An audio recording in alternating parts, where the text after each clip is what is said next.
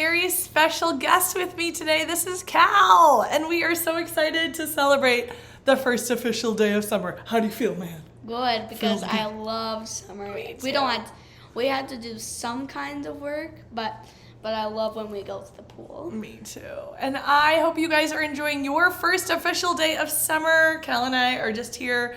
We did a little bit of reading. That's the beauty of being a teacher's kid. You still get to do work during summer. Aren't you so lucky? Yeah. And What is this? we are going to finish our read aloud. Where did I put it, Cal? Wait, what? Where did I put our read aloud? Oh, right here. Oh, beautiful. Oh, this is in the movie, right? This is also a movie. And I started reading this awesome book with my kids a few months ago. Oh, here's George. And we got to almost the end of the book, and we have to finish it because it's so good. Cal, there's so much I have to fill you in on. The BFG is trying to save all the children, and the way they're doing that, as you all recall, is that they made a special dream for the queen, and now the queen has had the dream, and they're trying to figure out how can they help the children. So we watched the trailer. Can you say hi, George? Say happy summer. We watched the trailer yesterday of the BFG having tea at the castle, and it was very silly. Do you guys remember watching that with me? Okay, we'll have to watch it this summer. It's very funny. But we are going to go ahead and read that chapter that we watched yesterday. We watched the trailer for, and I think George and Cal are going to like it a lot. You alright? This next chapter is called The Royal Breakfast. There was a frantic scurry among the palace servants when orders were received from the queen that a 24-foot giant must be seated with her majesty in the great ballroom within the next half hour. Can you imagine hosting a giant in our house for lunch? Good grief. The butler, hey, we know a butler, an imposing personage named Mr. Tibbs was in supreme command of all the palace servants, and he did the best he could in the short time available. A man did not rise to become the queen's butler unless he is gifted with extraordinary and I'm not quite sure what this word is. Ingenuity. I think it's a British word. Nope. Got it. It's ingenuity, meaning he's very, very clever, like you and all of you listening. Adaptability, versatility, dexterity, cunning, sophistication, sagacity, discretion, and a host of other talents that neither you nor I possess. Mr. Tibbs had them all. He was in the butler's pantry sipping an early morning glass of light ale when the order reached him. In a split second, he had made the following calculations in his head. What are you guys drinking? Prime. Please, everyone out there know that this is not a typical drink that we drink in our house. Why are you guys drinking Prime? First day of summer. We love it. It is a very first day of a very special treat that we will enjoy on the first day of summer. And is it as good as you imagined? Mm-hmm. Oh, so happy for you boys. Chip donuts. Sure.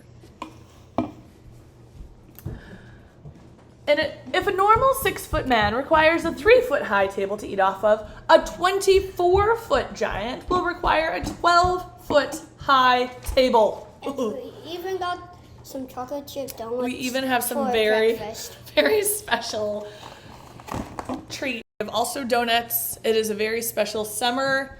Welcome to summer breakfast. Enjoy it now, because tomorrow you're gonna go back to having vegetables for breakfast. Okay. Continue. So this butler is trying to figure out how in the world am I going to make room for the giant to eat in the royal dining room. He will require a 12-foot high table. If a 6-foot, I just read that. Everything, Mr. Tibbs told himself, must be multiplied by 4. Hey, you know how to multiply things by 4, don't you? Mm-hmm. And I know my 4th graders now do as well. 2 breakfast eggs must become 8. 4 rashers of bacon must become 16. 3 pieces of toast must become 12, and so on and so on.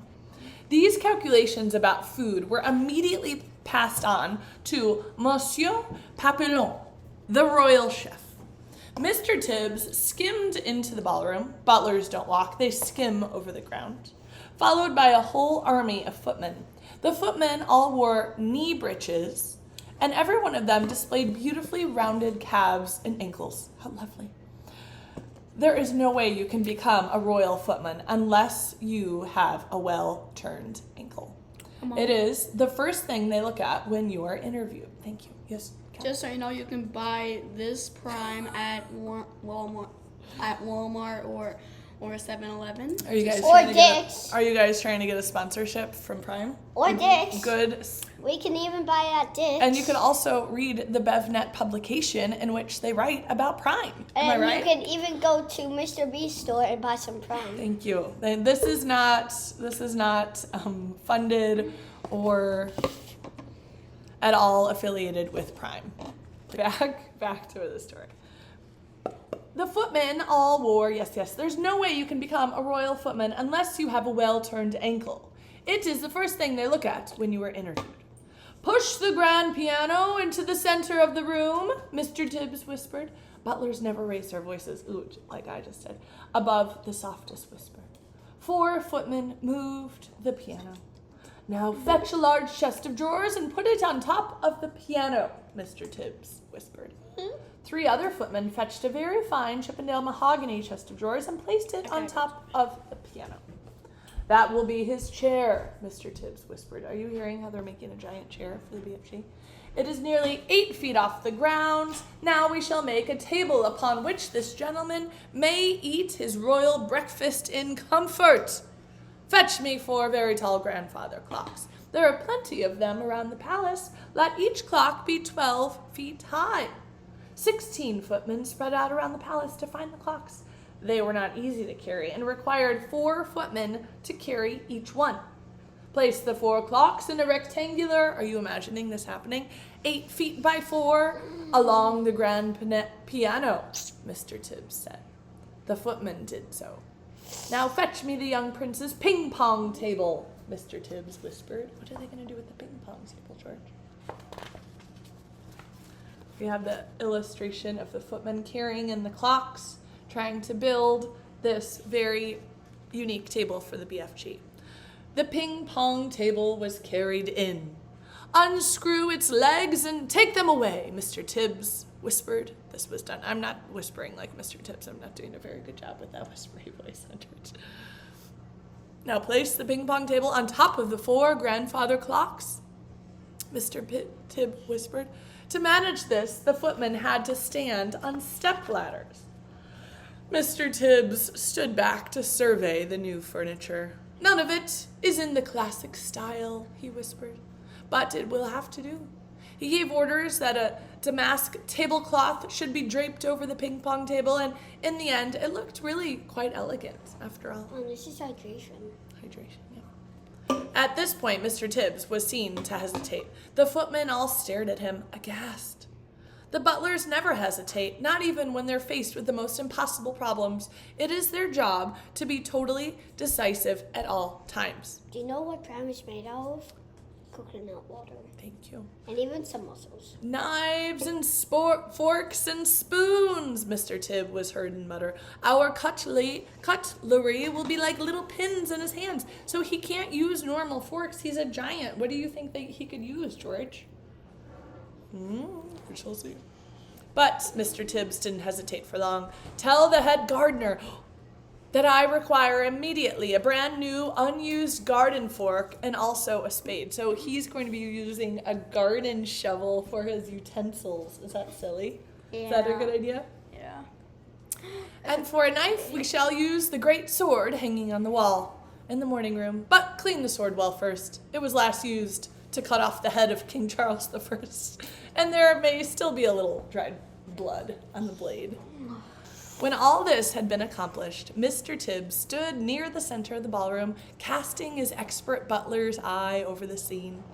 Had he forgotten anything? He certainly had. What about a coffee cup for the large gentleman? He can't use a normal coffee cup, can he, George?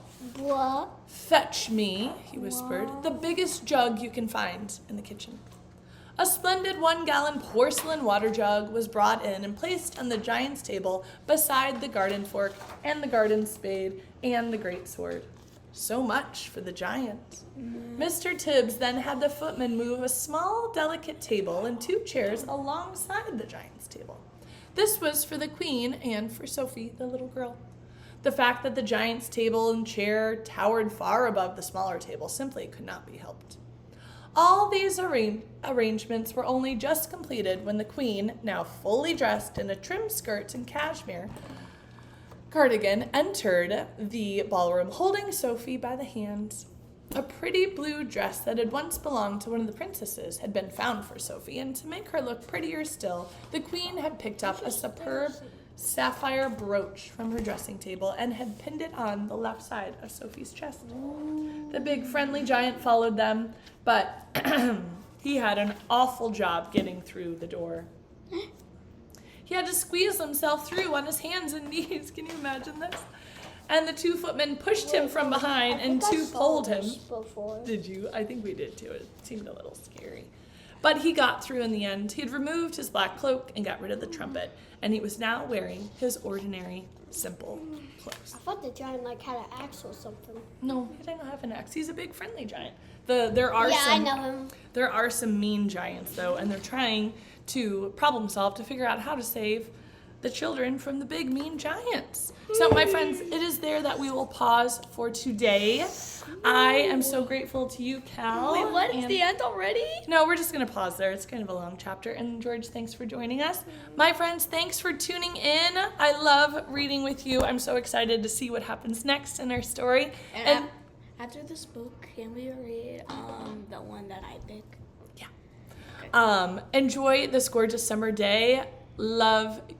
Big love to you all, and we'll see you soon. Bye, guys. Bye. Say bye, Kel. Bye. Bye. Bye.